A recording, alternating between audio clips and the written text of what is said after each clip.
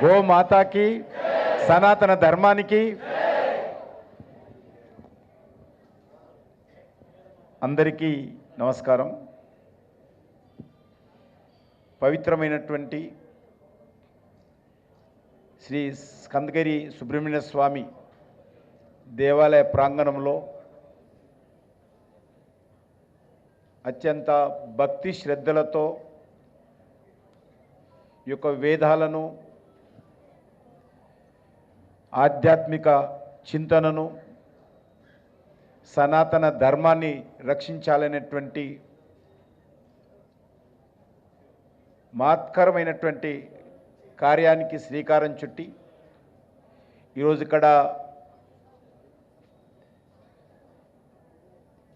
వైదిక విద్య, వేద ధర్మాన్ని పరిరక్షించేటువంటి కార్యక్రమంలో భాగంగా వేదిక మీద ఉన్నటువంటి వేద పండితులు, విశిష్ట అతిథులు, వేద విద్యార్థులు, ఇక్కడ ఉన్నటువంటి ఆచార్యులు, అదేవిధంగా జీవితాలనే ఈ సనాతన ధర్మానికి అంకితం చేసినటువంటి మహానుభావులందరికీ పేరు పేరున మరి పాదాభివందనం చేస్తూ, వేదిక మీద ఉన్నటువంటి ఐఫోకస్ అనేటువంటి జాతీయ భావజాలం కోసం పనిచేస్తున్నటువంటి వాసుదేవ్ శర్మ గారు, గౌరవ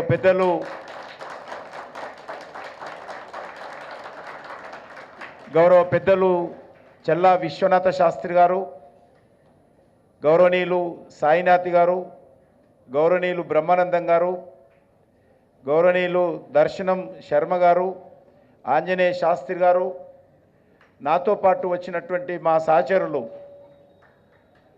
భరత్ గౌడ్ గారు, బండ కార్తిక రెడ్డి గారు, శ్యామ్ సుందర్ గౌడ్ గారు, రాజశేఖర్ గారు, రవిప్రసాద్ గారు, ప్రభుగుప్త గారు, కేఎం కృష్ణ గారు, ఆంజనేయులు మాజీ మంత్రివర్యులు, అనిత గారు, శారద గారు, ఇంకా వచ్చినటువంటి పెద్దలందరికీ నమస్కారం తెలియజేస్తూ, ఒక మంచి కార్యక్రమంలో మీ అందరితో పాటు నేను కూడా పాల్గొని చూసేటువంటి కార్యక్రమం జరిగింది. ఇలాంటి కార్యక్రమము చాలా అరుదుగా జరుగుతాయి. పరిస్థితుల్లో ఇటీవల కొంత మార్పు వచ్చింది.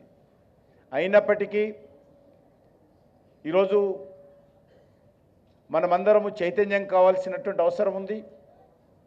ఈ యొక్క వేదాలను అనేక రకాలుగా అనేక శక్తులు మరి దాడులు చేసిన విషయం మనకు తెలుసు. కానీ ప్రపంచంలో ఎన్ని రకాలుగా పరీక్షలైనా తట్టుకొని ఈరోజు వేద ఘోష మరి ప్రపంచమంతా కూడా మన భారతదేశ గడ్డ నుంచి ఈ సనాతన ధర్మానికి సంబంధించినటువంటి భారతమాత ఆశీస్సులతో ఈరోజు ప్రపంచానికి వేద ఘోష మనం వినిపిస్తున్న విషయాన్ని ఈ సందర్భంగా మనం చేస్తున్నాం.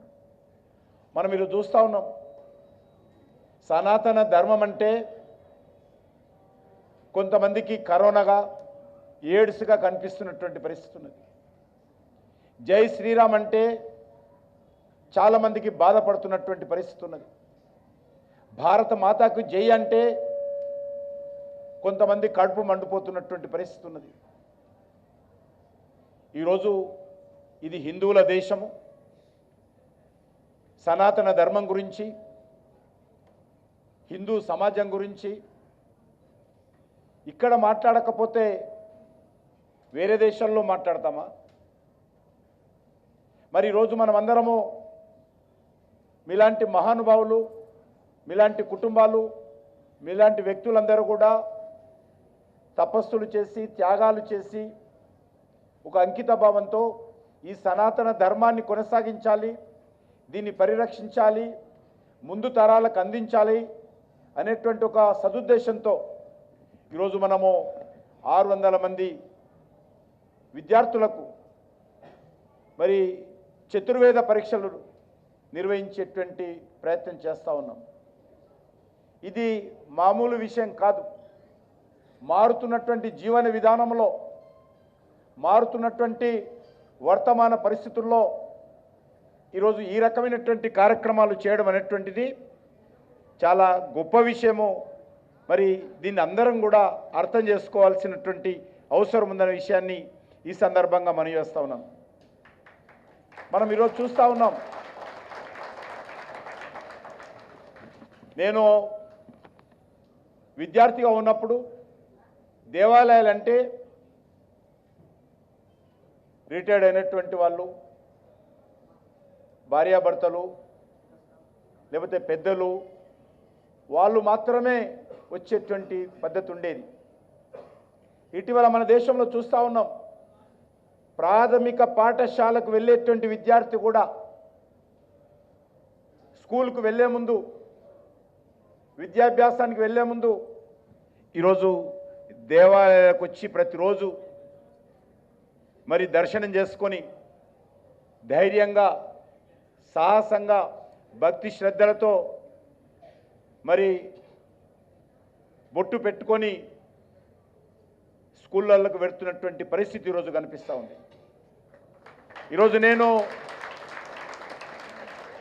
హిందువును అని చెప్పుకునేటువంటి పరిస్థితి సగౌరవంగా వచ్చింది. గతంలో అనేక రకాలుగా మనం ఇబ్బందులు ఎదుర్కొన్నాం. ఇక్కడ కూడా మన సనాతన ధర్మాన్ని సమూలంగా నిర్మూలన చేయాలనేటువంటి కుట్రలు, కుతంత్రాలు జరుగుతున్నటువంటి నేపథ్యంలో, ఎందుకంటే ఈ దేశంలో సెక్యులర్ గురించి మాట్లాడేటువంటి వాళ్ళు ఒకటి అర్థం చేసుకోవాలి, ఈ దేశంలో హిందూ మతం ఉన్నన్ని రోజులే, ఈ దేశంలో సనాతన ధర్మానికి గౌరవం ఉన్నన్ని రోజులే ఈ దేశంలో సెక్యులరిజం ఉంటుంది. హిందూ మతం మైనార్టీలో వచ్చిన తర్వాత, సనాతన ధర్మం కన్మరుగైన తర్వాత భారతదేశంలో సెక్యులరిజం ఉండదు. ప్రపంచంలో మనం చూస్తూ ఉన్నాం. మనతో విడిపోయినటువంటి పాకిస్తాన్ కానీ, గతంలో ఐక్యంగా ఉన్నటువంటి బంగ్లాదేశ్ కానీ, మరి ఎక్కడ సెక్యులరిజం ఉందో అర్థం చేసుకోవాలి.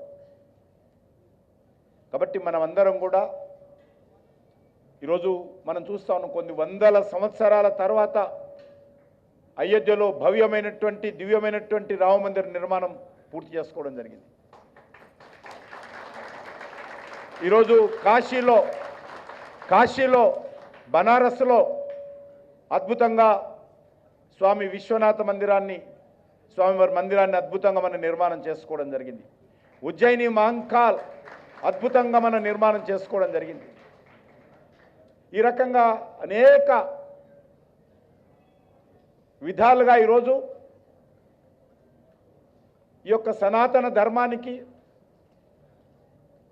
హిందూ సమాజానికి మరి పూర్వ వైభవం తెచ్చే విధంగా ఈరోజు మనం అందరం కలిసి ప్రయత్నం చేస్తూ ఉన్నాం. దీనికి తప్పకుండా ఆ దిశలో అందరం మరి అంకిత భావంతో పనిచేస్తామనేటువంటి విషయాన్ని మరొకసారి పునరుద్ధరిస్తూ, ఈరోజు మన దగ్గర పీఠాలు కానీ, లేక అనేక రకాల దేవాలయాలు కానీ, అనేక వేలాది మంది స్వాములు కానీ, ఋషులు కానీ, లేక ఇతర గౌరవ మేధావులు కానీ అందరూ కూడా మనము ఎక్కడెక్కడ ఏ దేవాలయమైనా, ఏ మఠమైనా, ఏ సాంప్రదాయమైనా మరి మన సనాతన ధర్మం ఉంటేనే, మన సనాతన ధర్మానికి గౌరవం ఉంటేనే, మన హిందూ సమాజం ధైర్యంగా ఉంటేనే, హిందూ సమాజం ఐక్యంగా ఉంటేనే అన్నీ ఉంటాయి. కాబట్టి నేను పెద్దలందరినీ కోరుతా ఉన్నాను, హిందూ సమాజాన్ని ఐక్యం చేసేటువంటి పరిస్థితి తప్పకుండా మనమందరం మరి మరింతగా కృషి చేయాల్సినటువంటి అవసరం ఉందనే విషయాన్ని ఈ సందర్భంగా మనవి చేస్తూ, ఈరోజు మరి గత ఈ యొక్క 5 రోజుల్లో ఈ కార్యక్రమ నిర్వహణ కోసం కృషి చేసినటువంటి పెద్దలకు, అదేవిధంగా వేదాన్ని అభ్యసించినటువంటి విద్యార్థులకు, ఈ యొక్క మరి చతుర్వేద పరీక్షలకు పాల్గొన్నటువంటి విద్యార్థులందరికీ నేను పేరు పేరున ఈ యొక్క స్కందగిరి సుబ్రహ్మణ్య స్వామి యొక్క ఆశీస్సులు ఉండాలని, మీకే కాదు మనందరిపైన, మన సమాజం పైన, అదేవిధంగా లోక కళ్యాణం కోసం మనమందరం ఎప్పుడు మన హిందూ మతంలో మనం ఎప్పుడు కూడా లోక కళ్యాణం కోసం పనిచేసేటువంటి అద్భుతమైనటువంటి సాంప్రదాయం మన దేశంలో ఉంది.